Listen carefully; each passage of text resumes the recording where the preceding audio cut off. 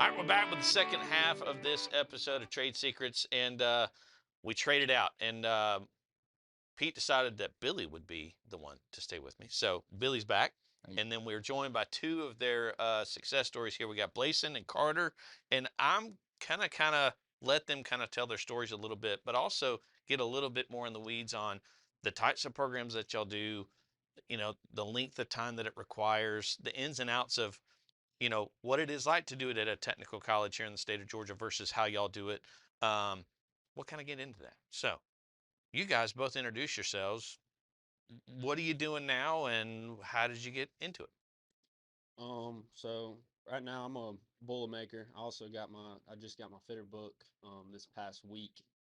Um I just got done with a job up in Tennessee. I was working at Sequoia Nuclear Plant for Acon especially. Okay. Um and then I'm looking to go to Illinois here in about 2 weeks. I got to test in, take a weld test, which you'll hear that a lot here in the next when we talk. You're gonna take a lot of weld tests in this career.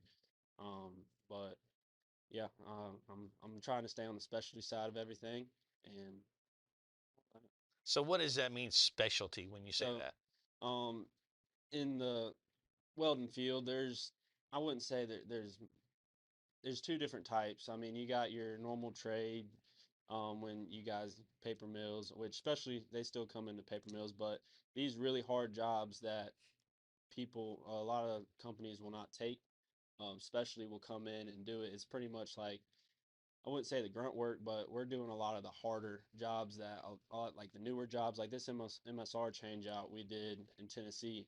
That was one of the first. There was one more at that same plant 10 years ago, but it wasn't really a success. And there's multiple things that go in to make a project a success. I mean, there was a lot of injuries on that job, Okay. which we were talking about a minute ago. Safety's huge in the nuke plant. Um, it was behind schedule, which in Nuke you got to. I mean, they have every weld planned out by hour. Wow. So if you get, which is it's called critical path, if you get behind schedule, um, you literally have to give an hourly update to the plant of what's getting installed, what's happening, where are we at, and how are we going to get back on schedule. So it is the apex of accountability, Absolutely. hour by hour. Oh yeah. So when he says it, he's talking about a nuclear power plant. I would say that's a place where we want safety to be Oh yeah. Absolutely. utmost. Yeah. I So mean, we were talking about this offline, that it's the safety briefing every day. every day, every morning, or on my case, I was on night shift, so we were on 7/13, so we were working 13 hours a day, 7 days a week for about 2 months, um, and my shift started at 8. I would have Billy can back it up.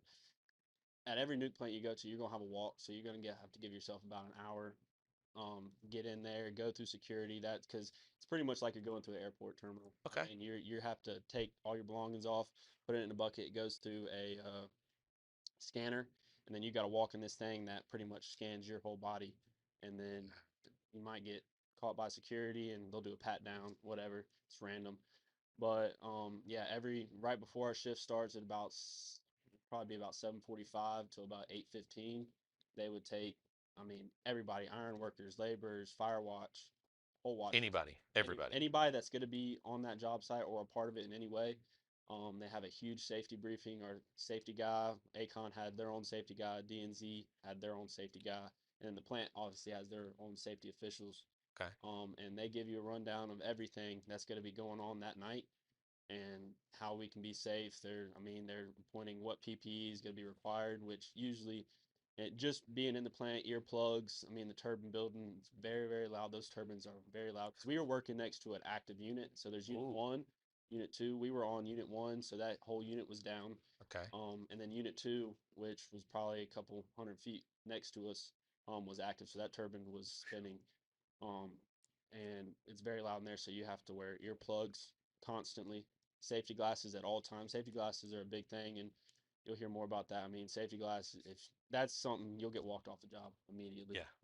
Well, to me, if I'm regular Joe citizen here listening to this about how workers that are going in to fix, repair, restore, whatever it is on a nuclear power plant, if this is all that they have to do just to get onto the job site, Absolutely. to me, that offers me a lot of assurance that our power systems are secure, right? I mean, Yeah.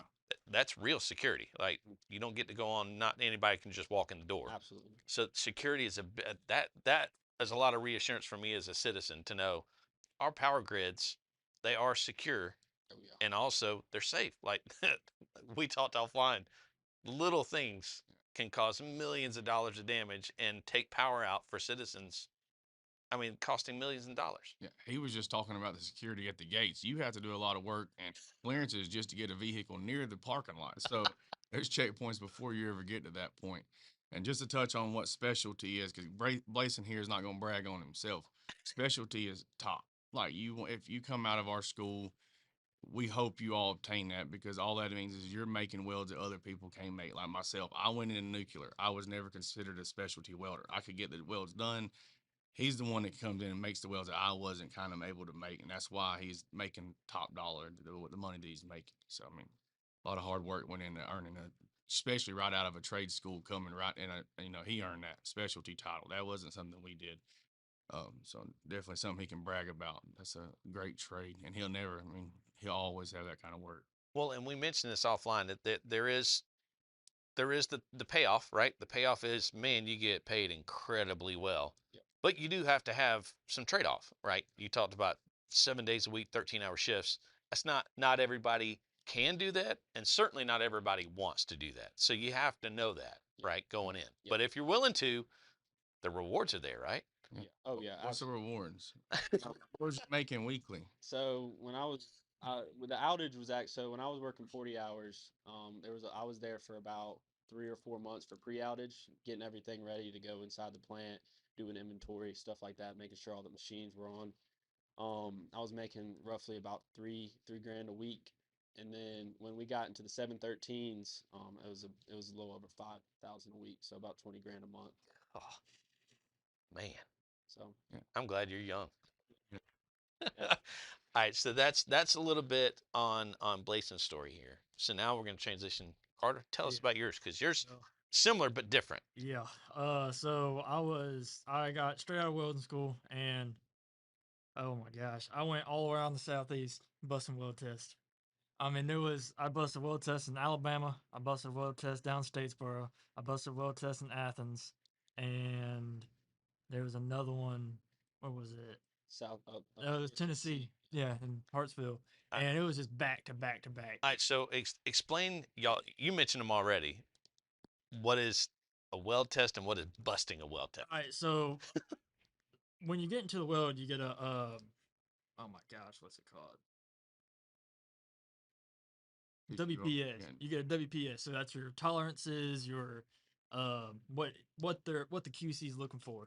And Okay, so like usually what it is, I mean it can be, it has to be flat to a 32nd or a 16th of penetration and on the root, and then you can not have any more than, an eighth of reinforcement on the cap, which okay. is the last pass of the weld. And So in other words, this is they're giving you the tolerance of how good a weld that has to be yeah, based yeah, on the metal that you're attaching and the actual what you're adding yeah, to it, right? yeah. Am I getting that right? Yeah. That's it. And Try not to sound too dumb. it can be different. I mean, depending on if you're going to take a plate test, a tube test, or a pipe test. I mean, everything's a little bit different. I mean, Okay. there's a lot of different criteria to go involved in that. But I mean, yeah, I put a bunch of work in over at Athens Tech, and I right out of welding school started doing that, and then it was just like I kept just trying and trying and trying and trying, and then I finally passed my weld test. It was I mean, my tube shot clean, which was the test that I had to do. when he says shot clean, he means they X-rayed his weld test. So usually we take bend tests. That's what we took when we were at Athens Tech, which they cut straps out of your tube or plate, whatever you're doing your weld test on, and they actually put that in a hydraulic thing that bends it, and it tests your weld. It's Okay. tensile strength. Yeah. Yep. Yeah, So, yeah, yeah. And if there's any porosity, slag inclusions, lack of fusion, I mean, it don't matter. If you do that side bend test, It's it's gonna gonna butt. find everything. Okay. I mean, a lot of the guys, if you talk to them, they prefer an X-ray over a bend test because let's say you have a a 64th little pinhole, that thing will open up to an eighth inch if you start putting that thing into a bend test. I mean, then you're and you have a job. you got other factors. I mean, even with the bend test, if your bend strap cools down too much, it could affect it. So there's stuff that you really can't account for. Okay. With the X-ray, it's all on the welder. I mean, as long as your weld is clean, you we've always just been taught run it hot, man. I mean, you gotta if you burn it in there, you shouldn't have any issues. It's gonna burn anything out right there on the spot. Man, and again, somebody that doesn't know this is amazing to hear to me because y'all have accountability before you even start the job. Oh, Like yeah. you don't even get on the job site until you can prove to them that you can do it. Oh yeah. I mean, I didn't even know that was a thing. That's tough, yeah, bro. you might have a job like, I mean, there's some guys, they they only have enough money to make it to the weld test, and then you get there and you're like, well, rent's due, Oh, bills coming, truck payment coming, insurance coming. yeah. I mean, it's you literally you have to pass this. I mean, I mean, thankfully I haven't gotten to that point yet, but I mean, I mean, there are some guys out there that, I mean, it's a risk. Yeah. I mean, but like he said, you can make that big money if you pass that weld test. So I mean, Yeah. there's a lot on the line, and but if you get it, then you're gonna get rewarded for it. So now you finally passed one. Yeah, And so now where has your work predominantly been so far? I've been. Or what type of in, work? Okay, so I was in the boiler down at Plant Shear in Juliet, Georgia. Okay. So it's a coal plant, and we were just doing regular maintenance on it. We were just some cracks everywhere, so we had to put stainless shields on in the economizer. We had to repair some cracks in the DA tank, which are all parts of the boiler. But and I mean, we were. I wasn't bit because it was my first outage. My foreman didn't allow me to get on a tube that was going to get shot because they usually let those get to the guys that have been doing it for a while. Sure. Because they don't want to repair it. It's less likely to have to go Exactly. back and do it again. And they have like Sure. they have a percentage. I forget how they quote jobs, but they have to guarantee a certain A number. yeah, Like we guarantee a certain percentage of these are going to be great. yeah. Did I get that right? And so the foreman will pick the guys who do They- the weld, so they know that okay, he's been doing it for a while. This is most likely going to pass, and so we're going to get this guy on it. Okay. And I mean, you got a bunch of people before the X-rays guy come. I mean, you got the QC checking the root. I mean, it don't matter.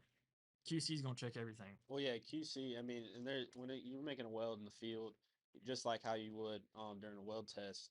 You got various hold points, like I was saying, in the nuke plant I was in. You got to have the QC by fit up, which is just usually a few tacks, and that's just what it's gonna look like before it's welded out. Okay. And then you'll usually have one more hold point, whether it's right before you cap it or finish the weld, or after you put your root in. That's usually a pretty good hold point. And then they'll come in and they have to sign off on every single one of these. And usually they'll buy it off one more time once it's completely finished. So the QCs, and on the job I was on, there was in each MSR there was 6 MSRs. There was over 350, 400 welds, and those QCs are having to buy those off. 3 or 4 times per weld. Yeah. Yeah. Wow. And you get, I mean, then the QC, and then they'll come in with the X-ray tech, and then I mean, some welds, not all welds are having to be X-rayed, but I mean, some of the welds that are pressure, then they'll have to shoot it with a X-ray and then make sure there's nothing wrong with it. So you under pressure, you definitely want that to not have an issue. yeah.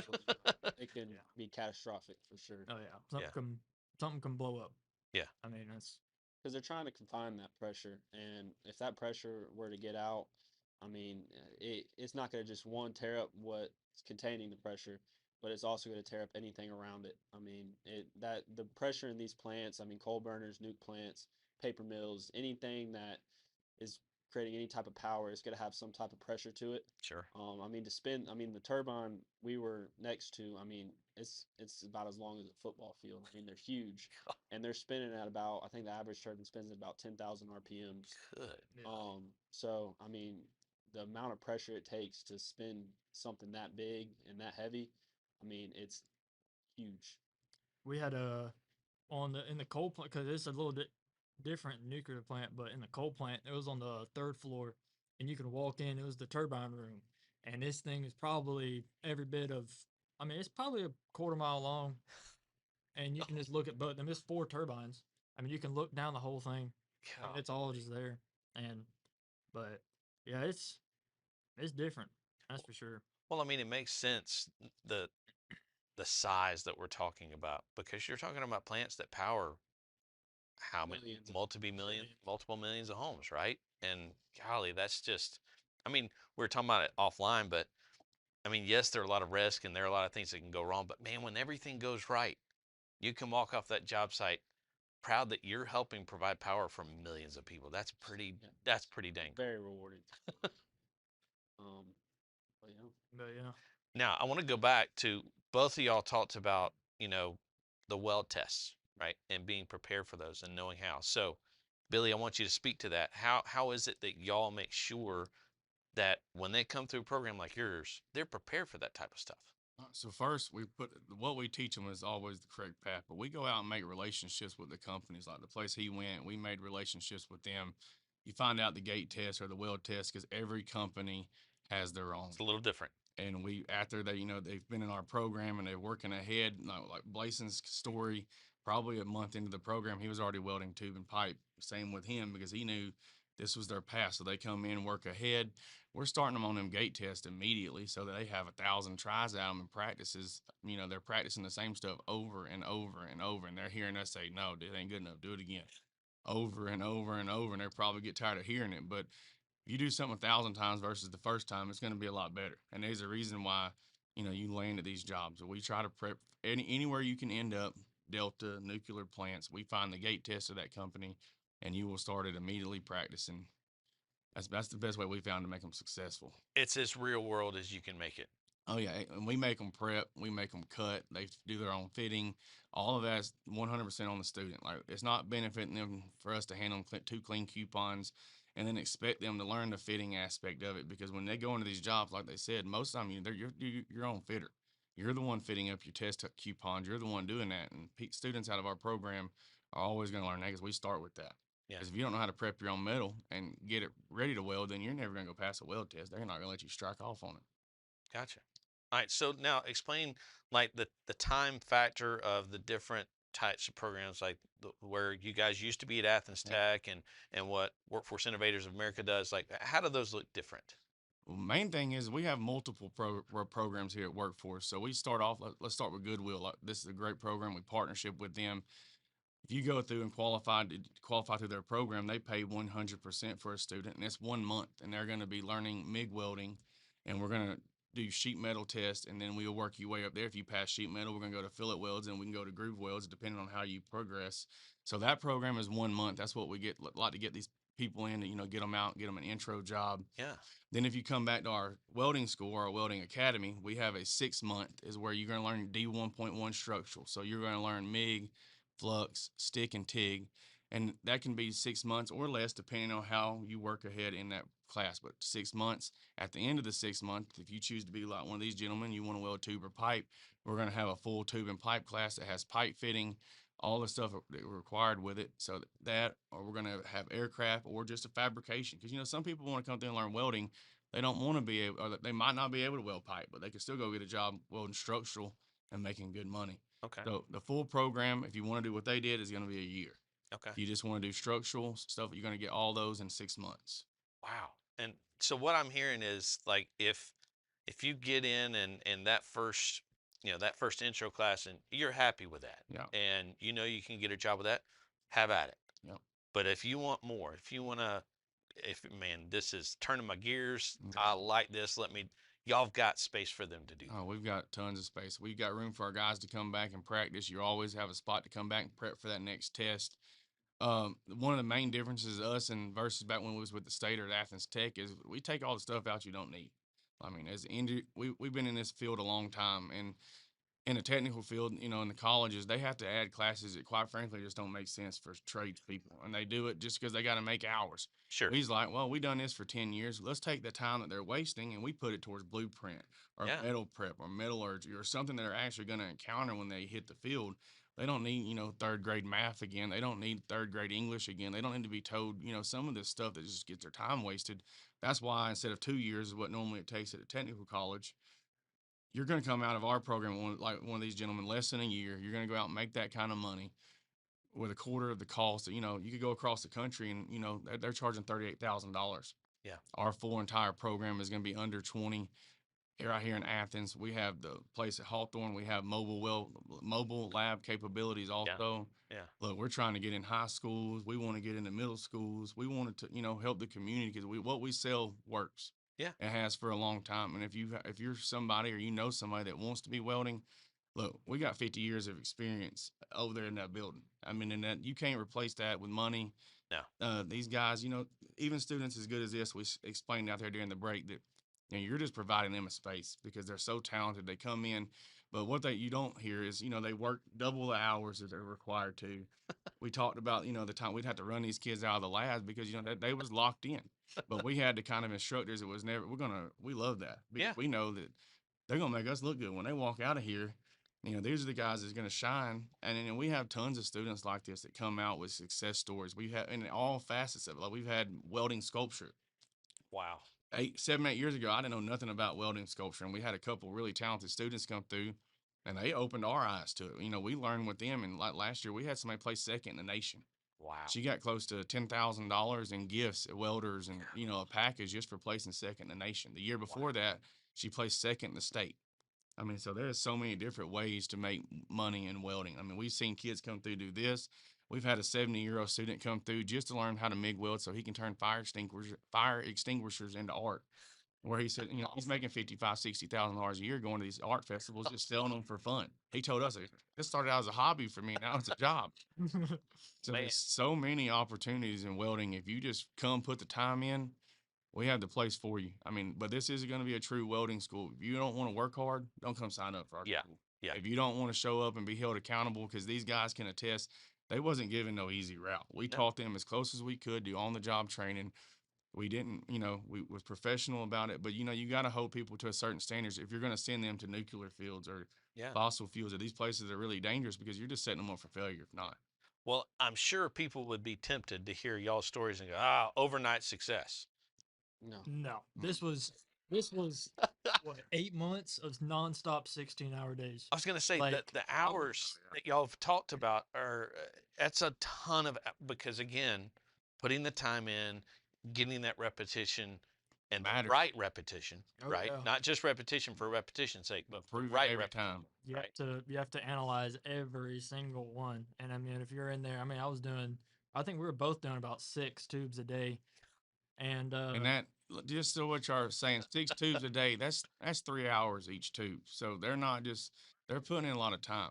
And we don't just push the welding aspect of it. Every time they brought one to us, and you don't ask me what a weld looks like, because you're going to be a professional. You should know what that weld looks like as good as me, because you're about to go have to explain this to a QC that's been doing it for 25 years. He ain't going to appreciate. Well, my welding instructor would say this. He wants you to be like, look, this is what I did wrong. This is what I did right. So we start weld one. We're going to not beat you up, but we're going to give you the facts. Like we want you to make it right. And if you hear right off the right, oh, this is perfect. I mean, even like Blayson, for example, everything comes so natural to him. Like we had to create barriers because it was like, this kid's not normal. Now Bumper was like me. He chose the hard work side of it. And he was there at 6 o'clock every morning, had to be run out every night. And, everybody in our lab would attest to the hours that Bumper put in here. I mean, he put in a ton of hours, but he still got to the same place. Yeah. Blayson had an easier path because, look, he was naturally more gifted at welding. And, look, we don't sugarcoat it. It just happened. He's naturally better than me, and I've done it for a long time, made a lot of money at it. I was man enough to admit it. And then Bumper proved that if you come in and you don't worry about how good Blayson is, that your path is your path, and you put your hood down and you're doing the same stuff, then you're going to get there. I mean, we were down at Statesboro last week, and I mean, that's where our hall's at. And so we were both each other. I mean, we'd be our own QC first, and then we'd go get them, and then we'd look for something because maybe another set of eyes might find something you can't. Sure. And then, He's probably got some of the, because he's looked at I would say Bump probably has the best eyes in the field that I've met. I mean, he can spot something that I wouldn't think. I mean, it's crazy, but And back, I mean, you got to be your own QC. I mean, if you're in that test booth, that QC's coming in there to pass you or bust you. So if he comes in there, he's not going to walk in that booth and be like, "Hey, I would touch up on this." He's gonna be like, "All right, no, wrap it up, grab your stuff." Yeah. Right. I mean, there's two people who can snatch your job real quick in a plant, and it's QC, safety, or if you're nuclear, it's security. Security. You don't want to mess with no security. It's those three. I mean, Yeah. that's Yeah. really any plant. Honestly, you mess with Yeah. security, you're gone. Yeah, that's true. No, Yes. yeah, Your you gotta, detector was different. yeah, you gotta be able to judge your own welds, and I mean, honestly, progress from that state on. I mean, you can't you can't expect to better yourself if you're just going up to somebody, and I mean, them just telling you, "Yeah, you're doing great." I mean, Yeah. you're not gonna learn that way. I mean, I'm sure there's a lot of people out there. I mean, with Billy having the experience it is, he knows how the workforce is out there in the field. Yeah. I mean, you got to be able to take that constructive criticism. Yeah.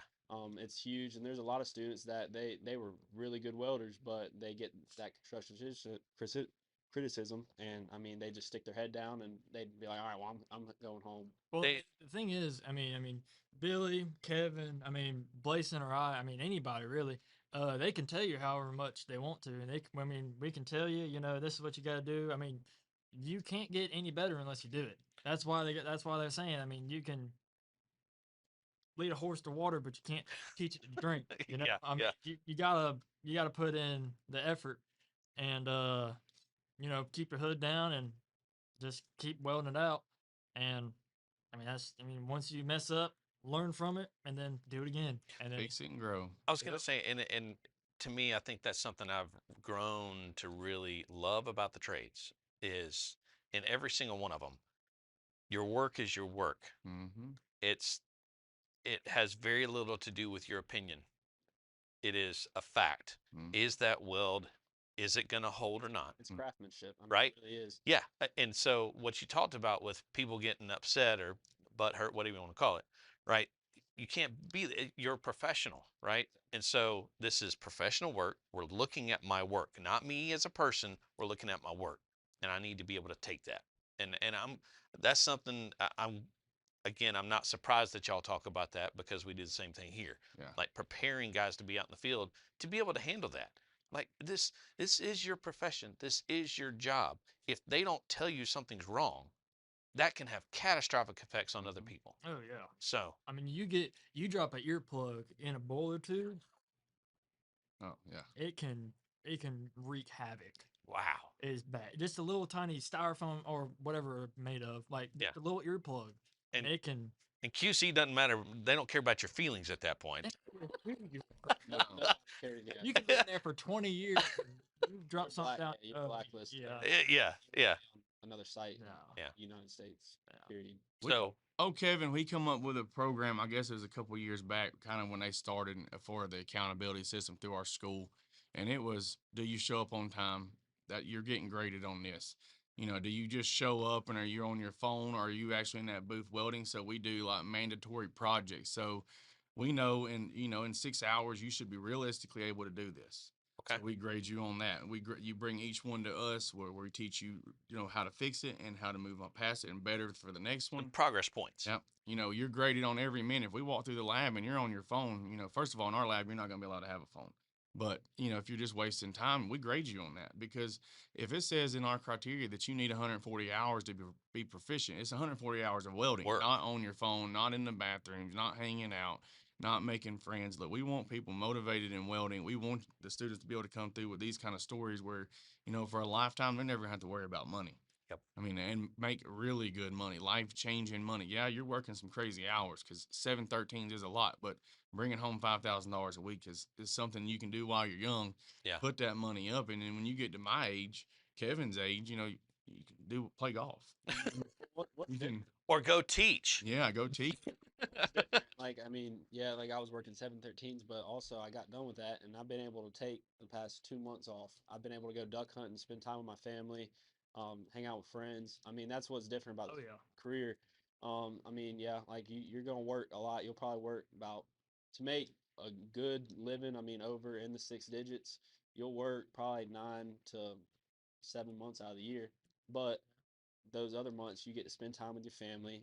You can, for me, I like to duck hunt, so Yeah. I'm able to take a lot of guys. They'll take deer season off, duck hunting season. They'll Yeah. take the summers off to be home with their kids. Yeah. while they're not in school. I take winter so I can go snowboard. There you go. So, I mean, that's the thing. Like when I was off in December, I mean, I could go snowboard, and Your profession allows you the freedom to do your passions. exactly. But now you're a professional and you're being paid like a professional, so you can work hard for 3 months, take 2 months off. So yeah, you're working 713s, you know, some cases 612s. But like you said, I'm the same way. When I was in nuclear, I took deer season off because I was going to hunt the whole month of November. That was just me. And I mean, usually, like, when did you get hired onto that Sequoia job? I started June 16th. So usually outage season is like August to November and like into January, mid February to like early May. Fall and spring. Yeah, it's Okay, yeah, usually okay. have fall and spring outages because that's, I mean, Because I mean, during winter and summer, people are running their ACs at max, and then they're Yeah. out of their With that money. So those in between times. So that's usually when they want plants. I mean, full power. Yeah. Spring and fall is when they're selling the lease, so they want you to work on it while it's down. So you're not. Okay. It's about $1 million a day they lose when them plants are down. They say I think a lot. at Sequoia on the unit we were working on, it was about 1.3 million a day that they were losing. Wow. That unit being down. Wow. Yeah. So they're happy to pay Oh, Oh, yeah. to get it back up. Yeah. That's awesome. Well, I can't tell you how much I appreciate y'all coming in and taking the time, your time off, to come talk to us. Thank you for having us. Yeah, and I'm really super excited about the continued growth y'all are having, the impact y'all are having. Super to have y'all. And thanks again. It's been another great episode. At least I think it's maybe our best one. But Trade Secrets here at Trades Education Center. I'm Keith. That's Blayson. That's Carter. And that's Billy. And they are Workforce Innovators of America. And these guys are professionals. And I'm so glad to know them.